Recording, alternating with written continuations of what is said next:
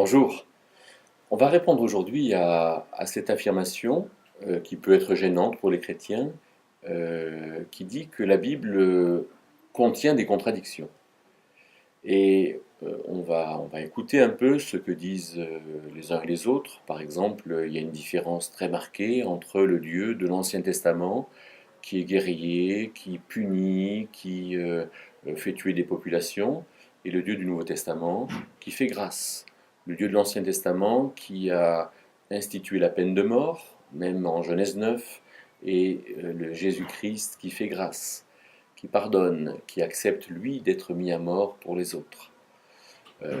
Les contradictions de la Bible, qui manifestement est dépassée par la science. Le fait que la Bible raconte des histoires qui sont stupides, hein, que Ève ait été tirée de la côte ou du côté d'Adam, ou que Noé ait construit une arche et ait pu résister au déluge. Euh, le fait que la Bible montre un christianisme gentil, plein de grâce, etc. Mais quand on voit le christianisme dans l'histoire, Charlemagne qui a fait couper la tête aux Sarrasins qui ne voulaient pas être baptisés, hein, voilà, le christianisme a été inquisiteur. Et aujourd'hui, les sociétés occidentales christianisées sont des sociétés corrompues. Dans le message biblique, il y a 4 évangiles, donc il y a forcément 4 messages différents. Dans les citations dans le Nouveau Testament de l'Ancien Testament, eh bien, on voit qu'elles sont différentes. Donc il y a quand même des problèmes. Quand on voit ce qui est dit de Goliath dans un passage, on voit que Goliath a été tué, dans un autre passage que c'est pas lui. Donc il y a quand même des problèmes. On voit aussi que si on regarde les commentaires bibliques, hein, ben, que les chrétiens ne sont pas d'accord entre eux. Donc qu'est-ce qu'il faut penser de tout ça?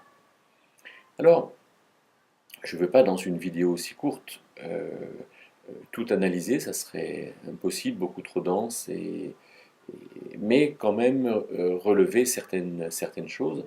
D'abord, y a-t-il des différences entre le Dieu de l'Ancien Testament et le Dieu du Nouveau Testament? Alors je dirais que la différence, elle n'est pas chez Dieu. La différence, elle est dans le projet qui est montré. L'Ancien Testament, c'est l'histoire d'un pays, Israël. Dans le Nouveau Testament, les évangiles montrent Jésus qui vient dans un pays, Israël, et surtout Matthieu, Marc et Luc. Et alors que Jean, les Actes des Apôtres et les Épîtres montrent le chrétien qui vit dans son pays, mais qui vit de manière individuelle. L'Apocalypse étant la révélation du Messie qui viendra dans son pays pour être roi. Alors il y a 2 projets de Dieu. Il y a le projet collectif qui est ce qu'Israël a fait ou fera, projet collectif que l'évangile de Matthieu appelle l'évangile du royaume, et il y a le projet individuel dans lequel Dieu appelle tous les hommes à être sauvés. Et donc l'Ancien Testament parle de collectif. C'est pour ça que le Dieu de l'Ancien Testament est le même que celui du Nouveau Testament, mais il y a des différences quant à ce qui est dit. La Bible est dépassée par la science. Alors, je ne crois pas qu'elle soit dépassée, je pense qu'elle parle de choses différentes, mais je pense que la science devrait peut-être s'intéresser à ce que dit la Bible pour peut-être réfléchir à certaines choses, comme par exemple la centralité du déluge. Hein, quand est-ce que s'est produit le déluge et comment le déluge a-t-il pu se produire? La Bible parle d'histoires stupides. Ah, alors je ne suis pas certain personnellement que ça soit stupide de dire que Ève a été tirée d'Adam, mais peut-être que la science découvrira un jour que cela ne l'est pas, ou alors Dieu nous le révélera. Le christianisme a été inquisiteur.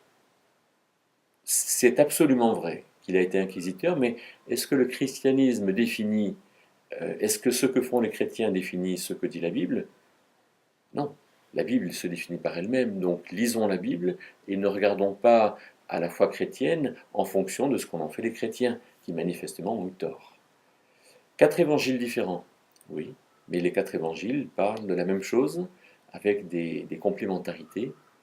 Les citations différentes du Nouveau Testament dans l'Ancien Testament, oui, parce que les citations du Nouveau Testament sont tirées de ce qui s'appelle la version grecque, ou la Bible d'Alexandrie, ou la version des Septante, hein, qui est cette Bible que Ptolémée Philadelphe, un des empereurs d'Égypte, au IIIe siècle avant Jésus-Christ, a commandé, hein, il a voulu qu'on traduise les écrits juifs en grec.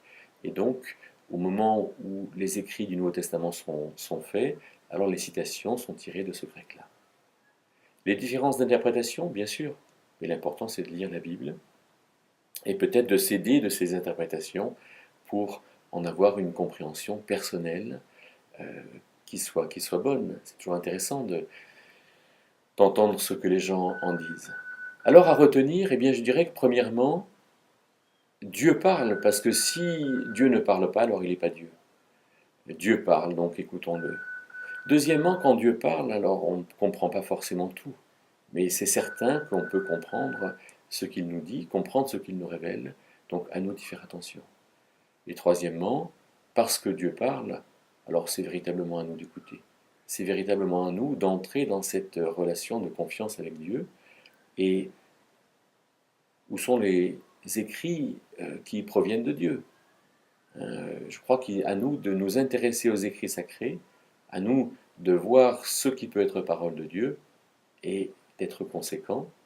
Personnellement, j'ai compris que dans la Bible, il y avait quelque chose d'important pour nous, que Dieu voulait nous révéler. Alors, Dieu parle, je l'écoute.